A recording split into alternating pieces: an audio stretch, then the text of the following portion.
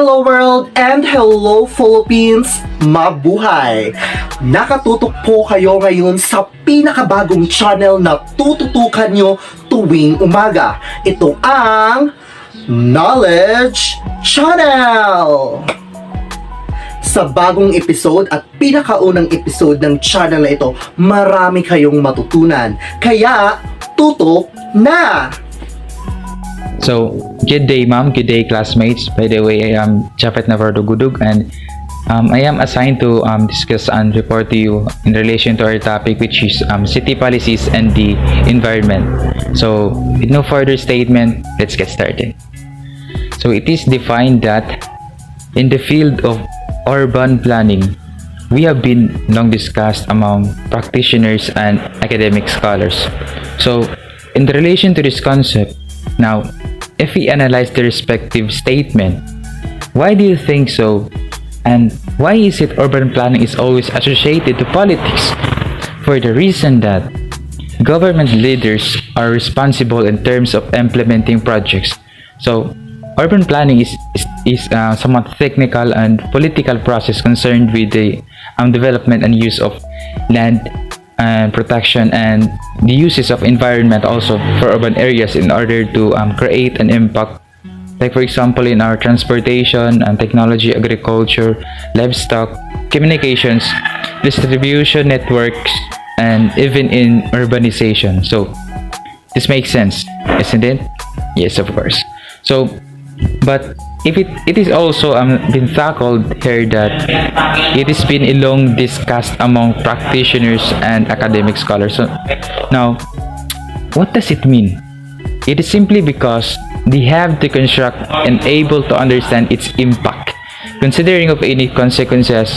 Therefore, they will have be able to conduct numerous studies, research, data in order to execute, and it is only in order to organize and also in order to have a well-planned decision. So frankly speaking, we cannot deny the fact that in politics, supporters and oppositions exist and they have indistinct nature of characteristics, isn't it? Yes, of course. So but as we proceed to its supporting details of this statement, we can come up an idea about what is trying to figure out about this concept in terms of the nature and the system of its respective concept. So, furthermore, it has been mentioned that especially when looking at the changing environmental context from a political lens, public participation cannot be ignored. So, in address to this concept, as what we have seen about this respective statement, we can figure it out that here is a word which is very highlighted in this concept, and that is the word change. And speaking of change, our society is changing, our economy is changing, our educational system is changing, even your relationship is changing. Just kidding. Therefore, we can also think outside the box that the politics is all changing, isn't it? Yes, of course. So at this respective concept, we're going to pinpoint development, because public participation and stakeholders did really play their role to contribute. And how do you think these personalities? Of course, we, the citizens. Now, in what way we are able to contribute? Of course, we are law-abiding citizens, and we are considered as taxpayers. So from political view, government leaders are responsible for implementing programs, partnership, progress, projects, which will help in order to catch up what we call development. Okay? So lastly, we can stand up a fact view that the system of nature in terms of city, politics, and environment relies on us. So whether we like it or not, we are the ones manipulating our choices and decisions. We must build a stronghold with others by unity we can achieve in order to contribute for nation building. That is all about my topic, and thank you so much for paying your attention. And the next reporter, please proceed. Thank you. Hi everyone, good day. By the way, I am Angel Aspacio Navarro, and for today I will be discuss the some factors of the participatory methods are those to seek increased democracy in planning. Alright, so the first factor that I will be discuss is all about the different administrations seldom talk with each other. Maybe because first, factions in the community, a history of failed attempts at communication or at dealing with problems, ignorance of which groups or individuals are important, or just basic mistrust may complicate the task of creating a participatory planning process. So, for overcoming this barrier, however, can have profound a positive consequences in the community over the long term. And everyone actually gets to participate in the planning process and has some role in decision making. Okay, this participatory planning process really builds trust, both between your organization or in that society and among the individuals are involved. And this trust can serve as foundation for future community development and community action. And it really helps or teaches skills which last beyond the planning process and can help to improve the community over the long term. And people learn to run new meetings, to analyze data, to construct strategic plans in short, and to become community resources and leaders. The second factor is the discussion between the local and national governments often do not take place.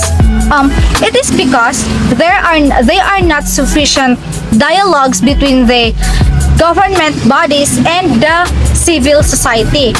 So there is a commitment to the development of a real partnership.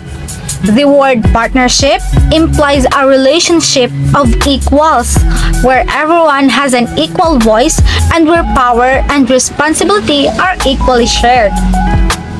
Everyone benefits from acting together. One goal of that participation is the eventual assumption of leadership or the learning of leadership skills with the target population and or others in that community. The trick is to balance participation and time restraints and to try to use the highest level of participation possible under the circumstances. As you try to determine what level of participation is right for your situation, consider this as a civil society organization is to give voice to the disorganized, voiceless segments of society.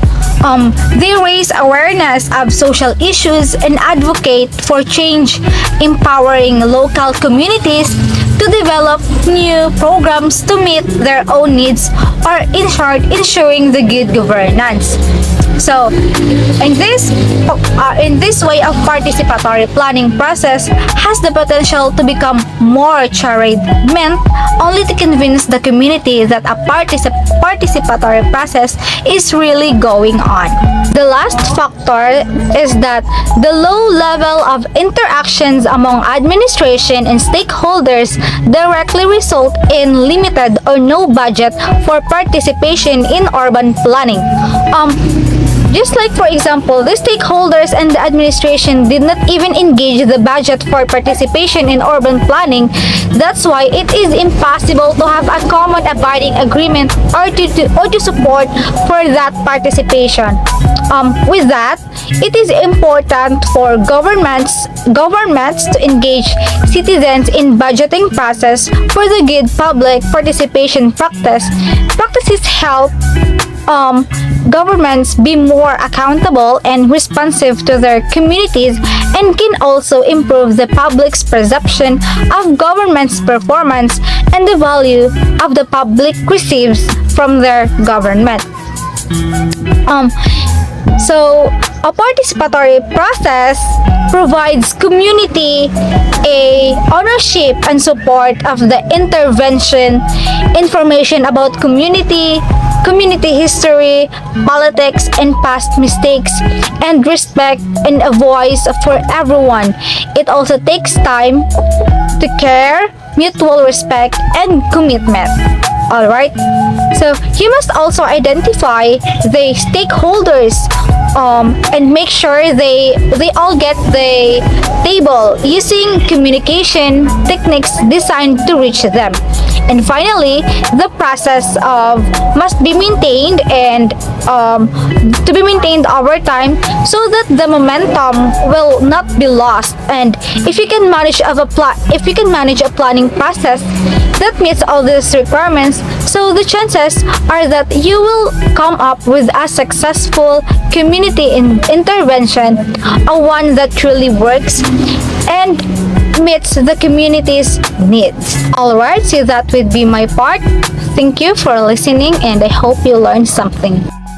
Hello guys, good day. So I am Nino Ercito Abognason, and our topic for today is the policies, economies, and social factors.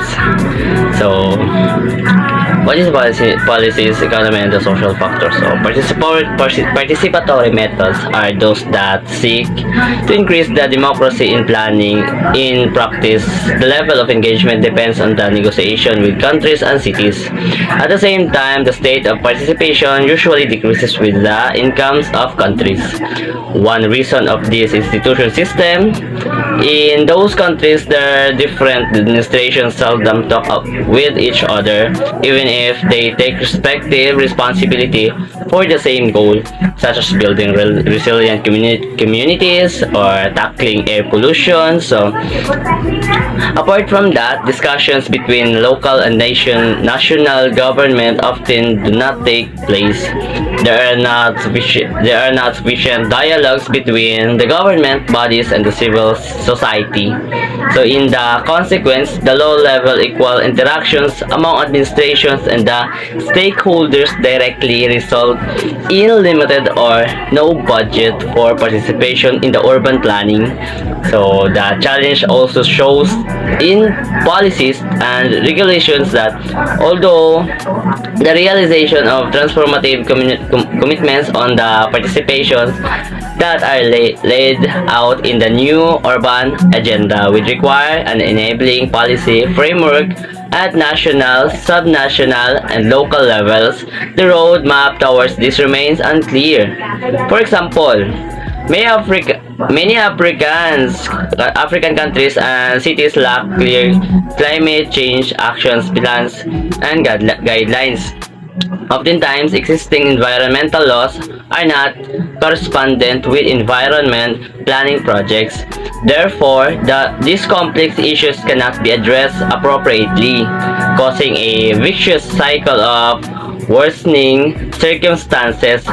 Even if the environmental projects have the aim to generate more awareness on the topics of the environment and climate change, eventually fueling the discussions on policy reform, they cannot guarantee the democratic involvement of relevant communities and stakeholders in the decision-making process. Ensuring the appropriate education of participants is one of the main criteria to measure the success of participation. If the stakeholders are not informed correctly about the planned actions of the urban planning activity, they cannot participate in the right manner. Giving the communities their voices to speak up and empowering them will shed light on what they know best, and stakeholders are the ones the most detailed knowledge of the local environment as well as how the communities use the land in their neighborhood. So, therefore, listening to the citizens in order to conduct better urban upgrading activities remains a challenge for many international organizations. But if done correctly, the relying of the knowledge and education of the stakeholders during the project design will turn out to have more resilient and fruitful outcomes in the long run. So that would be all. Thank you and God bless. So, hi everyone, I am Anami Romano and I will continue discuss the city politics and the environment. So, with the challenges that shows the policies and regulations, although the realization of the transformative commitments on participation that are laid out in the new urban agenda will require an enabling policy framework at the national, sub-national, and local level. So the roadmap towards this remains unclear. For example, in the Philippines, climate change is also the environmental problem. The city government has action plans and guidelines. According to the Secretary of the Climate Change Commission, Honorable Emmanuel M.D. Guzman, and in the administration of President Rodrigo Roa Duterte. Right now, we are ensuring that the local governments are prepared to deliver on the ask of the Climate Change Act of 2009 by having a local climate change action plan. And these plans should be able to articulate their strategies, their measures to adapt well to the impact of climate change. Rest assured that we in government shall continue to support the development of renewable energy. Aside from helping us achieve energy sufficiency, this is an exciting time as we are making substantial gains in our social and economic reform. Oftentimes, existing environmental laws are not correspondent with environmental planning projects.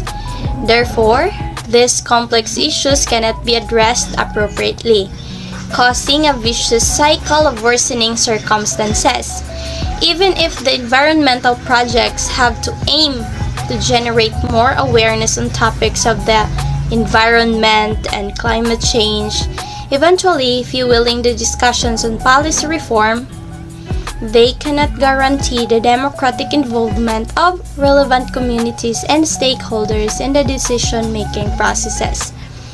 So, the main criteria is to ensure appropriate education of participants to measure the success of participation. Here's the thing. If the stakeholders are not informed correctly about the planned actions of an urban planning activity, they cannot participate in the right manner. So, the best way is to give the communities their voices to speak up and empower them. It will shed light on what they know best. The stakeholders are the ones with the most detailed knowledge of the local environment, so as well as how the communities use the land in their neighborhood. Therefore, listening to the citizens in order to conduct better urban upgrading activities remains a challenge for many international organizations. But if it's done correctly and relying on the knowledge and education of stakeholders during the project design, well, turn out to have more resilient and fruitful outcomes in the long run. So that's all my part. Thank you. Good day everyone, this is Angel May Andagan Kalumpang, taking a Bachelor of Secondary Education major in Social Studies. So for today's discussion, let us talk about city politics and governance in the 20th and 21st century. City politics or the urban politics is a politics in and about cities. This term refers to the diverse political structure that occurs in urban areas where there is diversity in both race and socio-economic status. What about governance, since we are talking about city politics and governance? So now let's define governance. So what is governance? Governance is the process of governing or overseeing the control or the direction of something. It can be in a country or in an organization.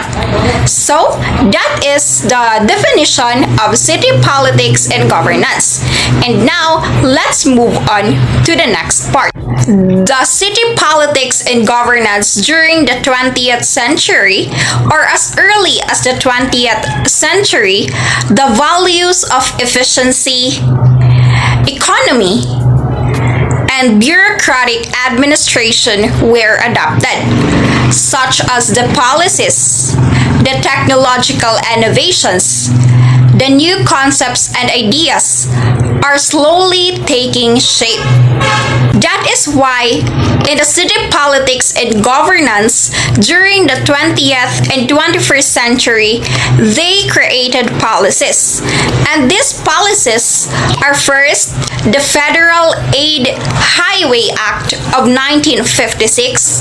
The second policy is the zoning regulations, and lastly is the subdivision control.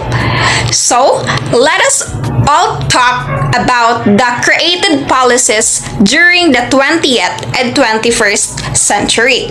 So the first policy being created during the 20th and 21st century is the Federal Aid Highway Act of 1956.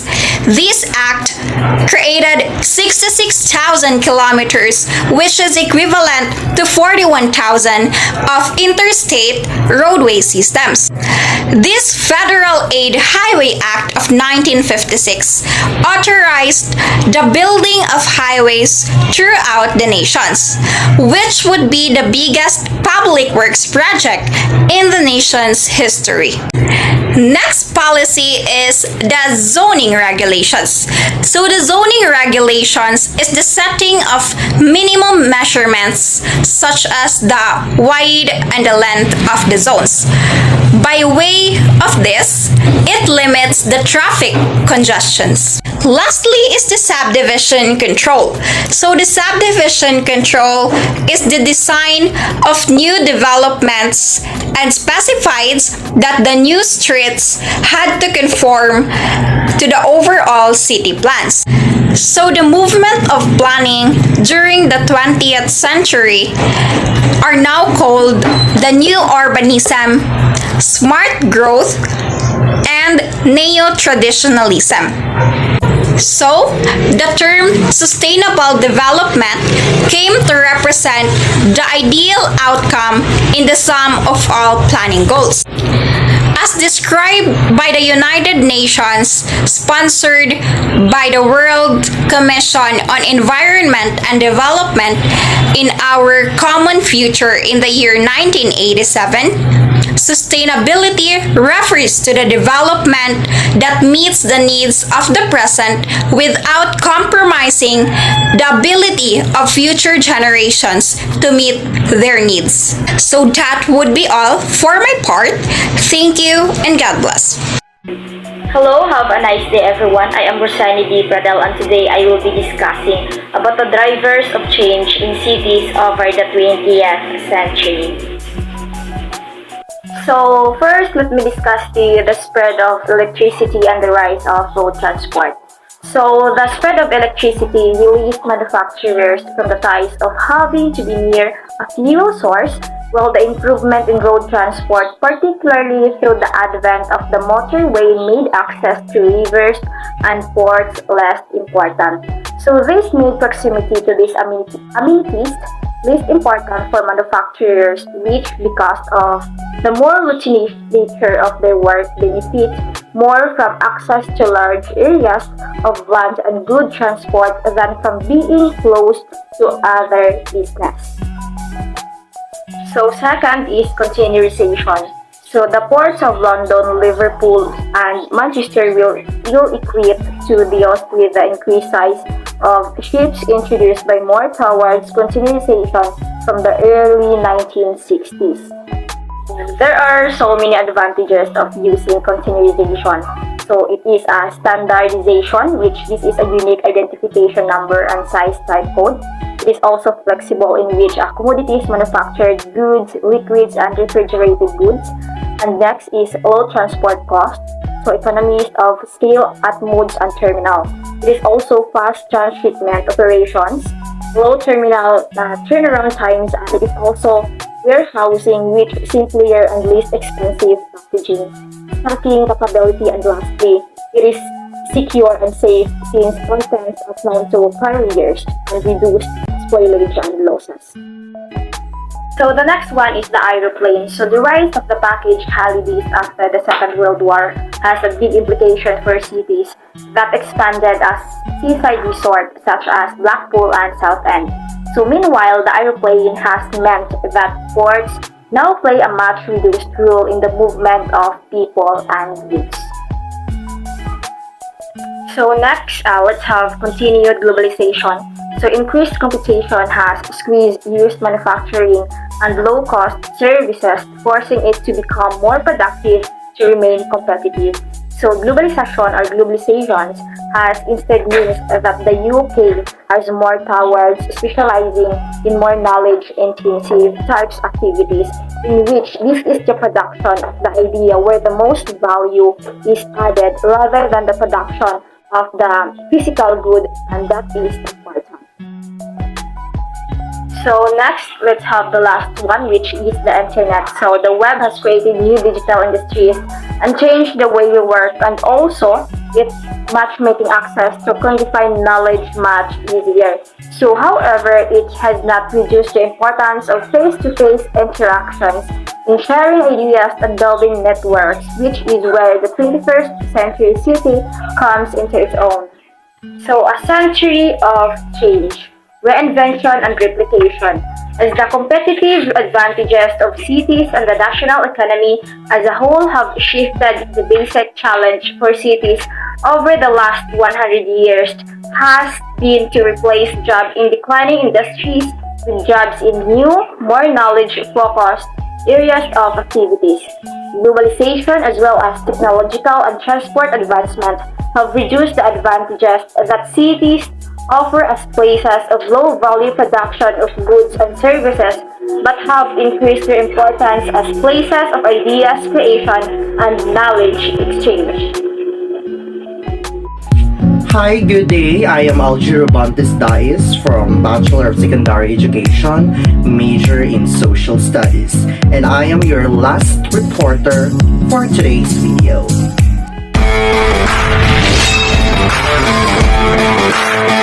The drivers of change in cities over the 21st century. 21st century technology established a strong case for the view that tomorrow's technological advances could have as wide-ranging an impact as past inventions such as printing, the steam engine, and electricity. The creative society of the 21st century concluded that trends towards much greater social diversity, both within and between countries, may be sustained well into the future. Managing urban growth is one of the defining challenges of the 21st century, particularly in the poorest and most fragile countries where municipal capacity is weakest. Attention has focused on the rise of megacities, those with a population of 10 million or more. Yet, most urban growth and development is expected to occur in the secondary cities of Africa and Asia, those with population of 500,000 to 300 million.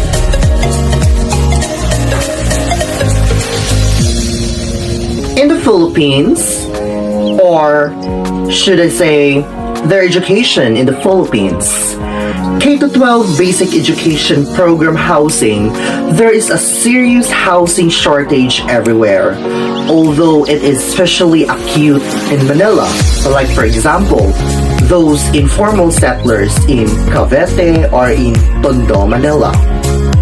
While health and welfare in the Philippines, the rate of mortality in the early 21st century was considerably lower than it had been a few decades earlier in the latter part of the 20th century, particularly among infants, children under the age of 5 years, and mothers.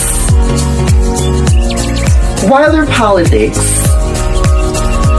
Gloria Macapagal Arroyo during her term 2001 to 2010, and Benigno Aquino III 2010 to 2016, and Rodrigo Duterte 2016 present. In 2017, the Philippines were among the top 3 growth performers in the region.